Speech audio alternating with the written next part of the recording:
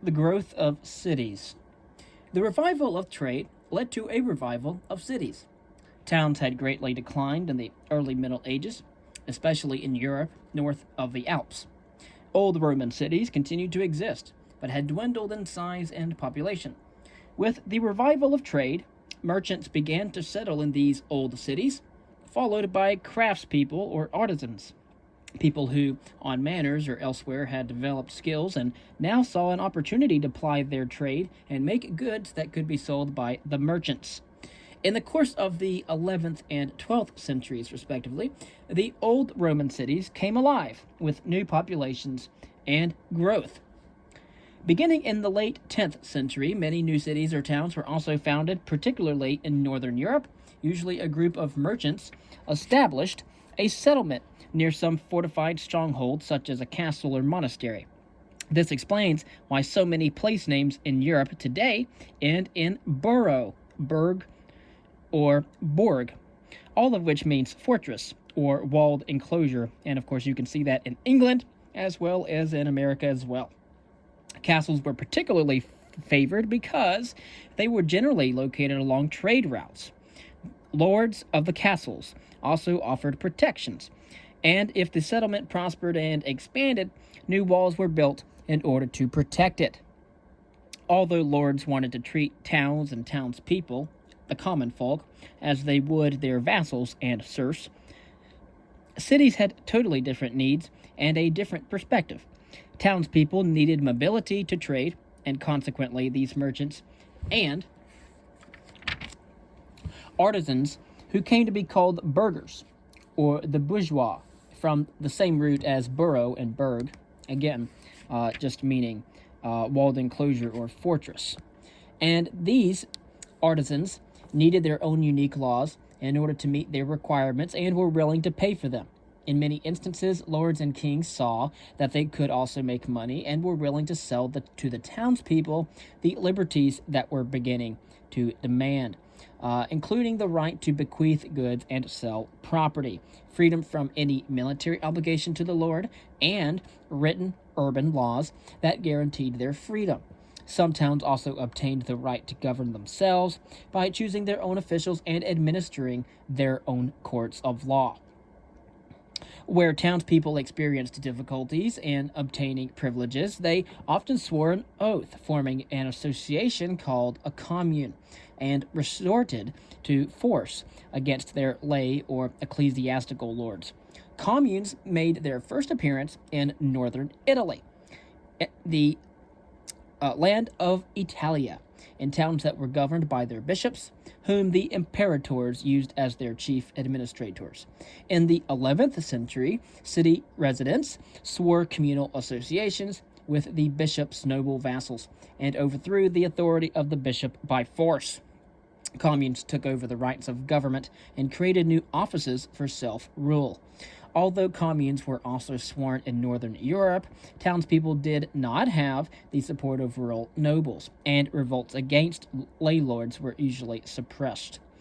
When they succeeded, however, communes received the right to choose their own officials and run their own cities. Unlike the towns in Italia, however, where the decline of the imperator's authority ensured that the northern Italian cities would function as self-governing republics, towns in France and England, however, like their counterparts in the Islamic and Chinese empires in our world civilizations discovery, did not become independent city-states, but however they remained ultimately subject to that of royal authority. Medieval cities in Europe then possessed varying degrees of self-government, and this depended upon the amount of control that was retained over them by the lord or king in those whose territory they were geographically situated or located. Nevertheless, all towns, regardless of the degree of outside control, evolved institutions of government for running the affairs of the community. Only males, however, who were born in the city or had lived there for a specific length of time could actually be citizens. And in many cities, these citizens elected members of a city council who served as judges and city officials and passed laws. Medieval cities remained relatively small in comparison with either ancient or modern cities, but a large trading city might have about 5,000 inhabitants. By the year 1200, the dawn of the 13th century, London was the largest city in England with 30,000 people in terms of its population density. On the continent north of the Alps, only a few urban centers of commerce, such as Bruges and Ghent, had populations close to 40,000. Italian cities tended to be larger, however, with Venice, Florence, and Milan, as well as Naples, numbering almost 100,000. Even the largest European city seemed small beside the Byzantine capital of Constantinople or the Arab cities of Damascus, Baghdad, or Cairo. Concerning daily life in a medieval city, medieval towns were surrounded by stone walls that were very expensive to build, so the space within this was precious. Consequently, most medieval cities featured very narrow, winding streets with houses crowded against each other and second and third stories extending out over the streets. And because dwellings were built mostly of wood before the 14th century, and candles and wood fires were used in order to light and heat things, fire was a constant threat. Medieval cities then burned rapidly once a fire had begun. And so most of the people who lived in these cities were merchants. They were involved in trade and also artisans engaged in manufacturing a wide range of products such as cloth, metalwork, shoes, and leather goods. Generally, however, merchants and artisans had their own sections within a city. The merchant area included warehouses, inns, and taverns. Artisan sections were usually divided along craft lines. And from the 12th century and beyond, there were individual guilds for virtually every single craft imaginable, and each craft had its own street where its activity was pursued. The physical environment of medieval cities was not very pleasant. They were very dirty. They smelled of animal and human feces, as well as waste deposited in the backyard privies or in the streets themselves. The rivers near most of the cities were very polluted with waste, especially from the tanning and butchering industries. And because of the population density, cities did not use the rivers for drinking water, but they relied instead on wells. Private and public baths also existed in medieval towns, just as they did in the ancient world. Paris, for example, had 32 public baths for men and women. City laws, however, did not allow lepers and people with bad reputations to use them. But of course, this did not, however, prevent public baths from being known for permissiveness due to public nudity. And one contemporary commented on what occurred in public bathhouses, quote, "Shameful things. Men make a point of staying all night in the public baths, and women at the break of day come in and through ignorance find themselves in the men's rooms," end quote. In medieval cities, women, in addition to supervising the household, purchasing food, and preparing meals, they also raised the children and sometimes managed the family finances. And so they were also often expected to help their husbands in their trades as well. Some women also developed their own trades in order to earn extra money for themselves or their families, and when some master craftspeople died, their widows even carried on their trades and their businesses. Some women in medieval towns were thus able to lead lives of considerable independence, and some of them were actually literate. I do want to go back very quickly, and I do want to talk about cities in the medieval world. The exchange of goods between societies was a feature of both the ancient and medieval worlds. Trade routes crisscrossed the lands of the medieval world, and with increased trade came the growth of cities. In Europe, towns had dwindled after the collapse of the Western Roman Empire. But with the revival of trade in the 11th and 12th centuries, the cities came back to life. This revival occurred first in the old Roman cities, but soon new cities arose as merchants and artisans sought additional centers for their activities. And as cities grew, so did that of the number of fortified houses, town halls, and churches whose towers punctuated the urban European skyline. Nevertheless, in the Middle Ages, cities in Western Europe, especially north of the Alps, remained relatively small. Even the larger cities of Italy, with populations of 100,000, seemed insignificant in comparison with Constantinople and the great cities of the Middle East, remember, and also that of China. With a population density of possibly 300,000 people, Constantinople, the capital city of the Byzantine Empire, was indeed the largest city in Europe in the early and high Middle Ages, and until the 12th century it was Europe's greatest commercial center, and an important hubbub for the exchange of goods between West and East. In addition to this, palaces, cathedrals, and monastic buildings, Constantinople also had numerous gardens and orchards that indeed occupied large areas inside its fortified walls. And again, going back to fortified walls, remember that's burg or borough or burg. And despite the extensive open and cultivated spaces, the city was not self sufficient and relied on imports of food under close government direction. As trade flourished in the Islamic world, cities prospered. But when the Abbasids, remember the Abbasid Empire or Caliphate, were in power, Baghdad, for example, with a population of about 700,000, was probably the largest city in the empire and one of the greatest cities in the entire world. Of course, after the rise of the Fatimids in Egypt, the focus of trade shifted to Cairo.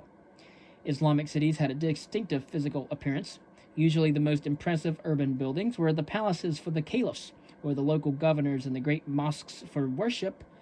There were, however, also public buildings with fountains and secluded courtyards, public baths, and bazaars. The bazaar, a covered market, was a very crucial part of every Muslim settlement and an important trading center where goods from all the known world were indeed available. Food prepared for sale at the market was carefully supervised. A rule in one Muslim city stated, quote, grilled meats should only be made with fresh meat and not with meat coming from a sick animal and bought for its cheapness, end quote. Because, of course, who would want to eat tainted meat if given the option not to do so? The merchants were among the greatest beneficiaries of the growth of the cities in the Islamic world. And during the medieval period, cities in China, for example, were the largest in the world. The southern port of Hangzhou had at least 1 million residents by the year 1000, and a number of other cities, including Chang'an and Kaifeng, may also have reached that size as well. Chinese cities were also known for their broad canals and very wide tree-lined streets. They were no longer administrative centers dominated by officials and their families, but now had included a broader mix of officials, merchants, artisans, and entertainers. So the prosperity of Chinese cities was very well known. Marco Polo, for example, in describing Hangzhou to unbelieving Europeans in the late 13th century, said, quote, so many pleasures can be found that one fancies himself to be in paradise, end quote. We might want to ask the question, why, as a historian? Based on a comparison of these medieval cities, which of these civilizations do you think was the most advanced? Indeed, if you want to know, go back and listen to the rest of what I just said. We have the evolution of the European kingdoms, talking about change in general, not the theory of evolution. The recovery and growth of European civilization in the High Middle Ages also affected the state. Although lords and vassals seemed forever mired in endless petty conflicts, some medieval kings inaugurated the process of developing new kinds of monarchical states that were based on the centralization of power rather than the decentralized political order that was characteristic of fief-holding. And, of course, if you want a good book or two, a 2-volume set on the origins of political order and political decay, you can look up Francis Fukuyama's newly published book that goes over the rise and fall of the state and things of that nature. Think about England, for example, in the High Middle Ages. In late September of the year 1066, all right, an army of heavily armed knights under the leader William of Normandy landed on the coast of England, and a few weeks later, on October 14th, they soundly defeated King Harold and his Anglo-Saxon foot soldiers in the Battle of Hastings. And, of course, this is in England. William ruled from 1066 to 1087, and he was crowned King of England at Christmas time in London, and abruptly began a process of combining the Anglo-Saxon and Norman institutions that would change England from that time on. Many, of course, of the Norman knights were given parcels of land, and they held as fiefs this land from the new English king. William made all nobles swear an oath of loyalty to him as sole ruler of England, and insisted that all the people owed loyalty to the king. The Normans also took over existing Anglo-Saxon institutions, such as the office of sheriff. So William took a census and more fully developed the system of taxation and the royal courts, begun by the Anglo-Saxon kings of the 10th and 11th centuries, respectively. All in all, however, William of Normandy established a strong centralized monarchy, and the Norman conquest had numerous repercussions. Because the new king of England was still the Duke of Normandy, he was both a king of England and, at the same time, a vassal to a king of France, but a vassal who was now far more powerful than that of his lord. This connection with France kept England heavily involved in European affairs throughout the High Middle Ages, which we are discussing. In the 12th century, the power of the English monarchy was greatly enlarged during the reign of Henry II. Henry II reigned during the 12th century from 1154 to 1189, and the new King Henry expanded the number of criminal cases to be tried in the King's Court, and Henry II expanded the number of criminal cases to be tried in the King's Court, and also devised means for taking property cases from local courts to the royal courts. Henry's goals were very cogent. They were very clear. Expanding the power of the royal courts increased the king's power, and of course brought revenues into his coffers. Moreover, since the royal courts were now found throughout England, a body of what is called common law, or law that was common to the whole kingdom, began to replace the different law codes that often varied from place to place. And so we have the establishment of the King Henry in the 12th century, that of common law. Henry was less successful at imposing royal control over the church, however, and became involved in a very famous struggle between that of church and state. Henry claimed the right to punish clergymen in the royal courts, but Thomas à Becket, as Archbishop of Canterbury, which was the highest-ranking English cleric, claimed that only the church courts could try clerics. Attempts at compromise, however, failed, and the angry king publicly expressed the desire to rid Becket. He said, quote, "Who will free me of this priest?" End quote.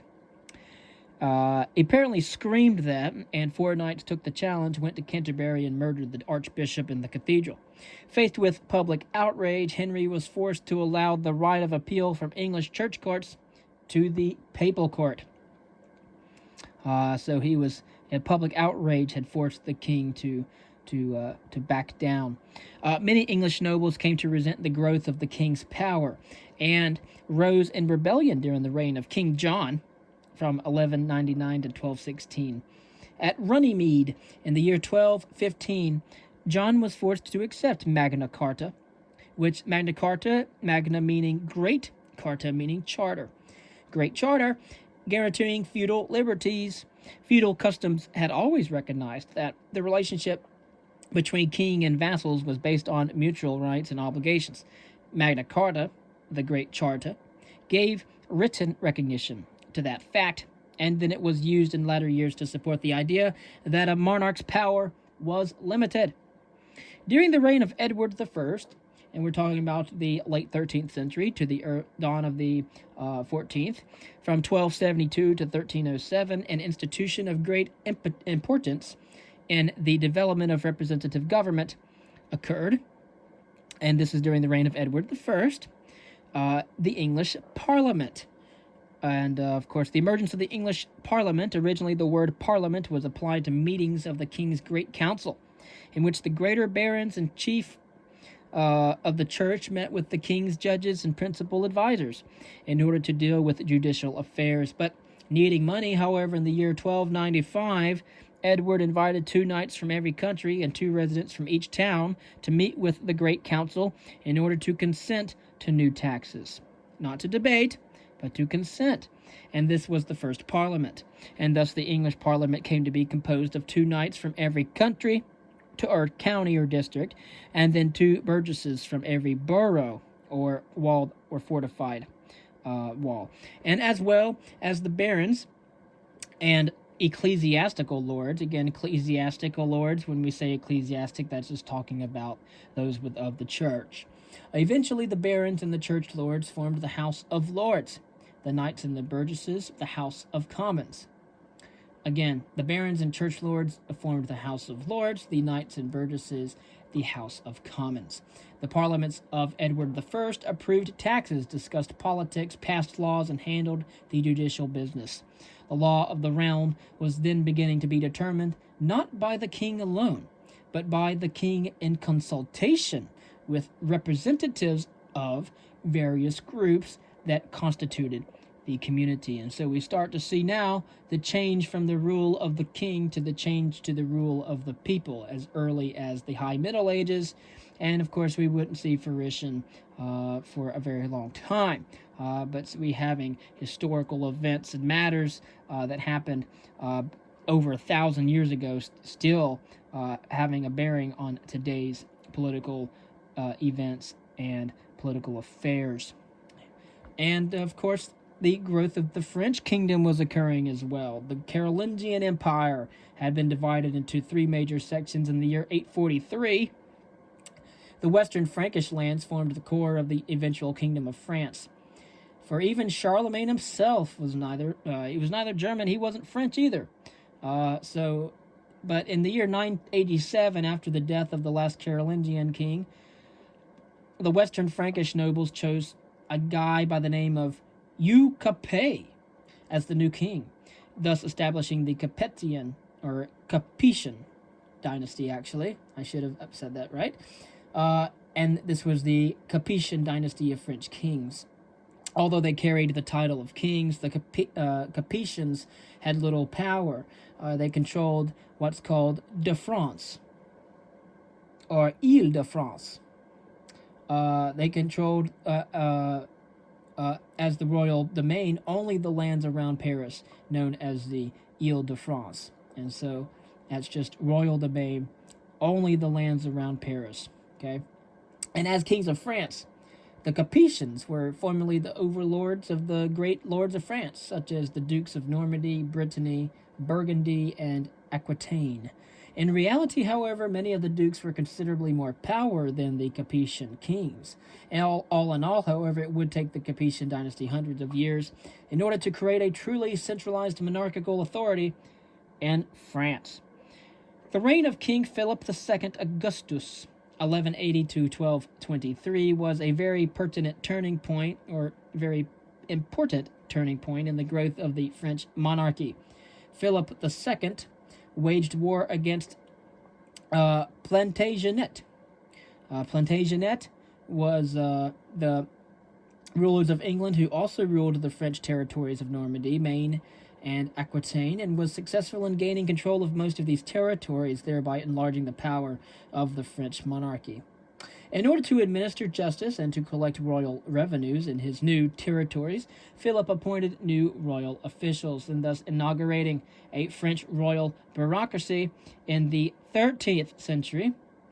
Capetian rulers, after Philip II, continued to add lands to the royal domain, and Philip IV, also known as Philip the Fair, from 1285 to 1314, was very effective in strengthening the French monarchy. He, for example, reinforced the royal bureaucracy and also brought a French parliament into being. He did this by asking representatives of the three estates, or classes, which were the clergy, the first estate, the nobles, the second estate, and the townspeople, the third estate. Again, we're talking about Philip IV, all right, in the late 13th, early 14th century, who strengthened the French monarchy by bringing a French parliament into being. And he did this by asking representatives of three different estates, the first estate being the clergy, the second estate being the nobles, and the third estate being the townspeople, to meet with him. And they did so in the year 1302. And this inaugurated the Estates General, which was the first French parliament. And we still have the French parliament today, although it had little power then. But by the end of the 13th century, France was the largest, the wealthiest, and the best governed monarchical state in all of Europe.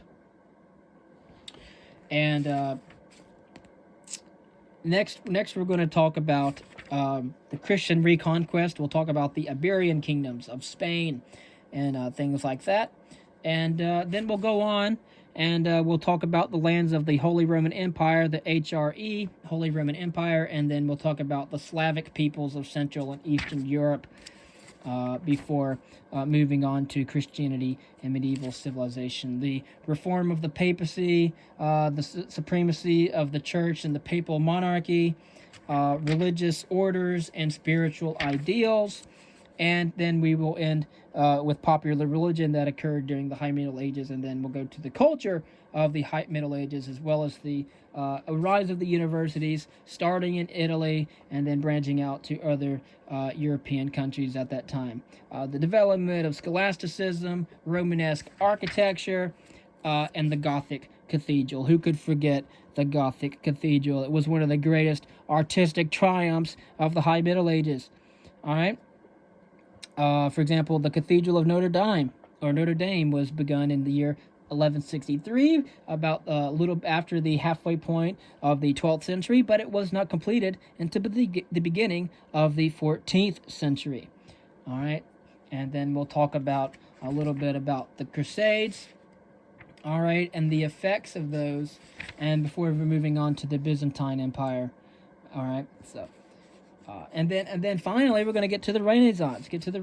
And then we can finally start getting into our material on World Civilizations 2, Class 112. And then we're going to go on from there, and we're just going to keep rolling. We're going to basically go all the way from 1500 all the way to 1950. And of course, 1950, as you might not know, was the first practical use of radiometric dating, or radiocarbon dating. All right, so stay tuned for more.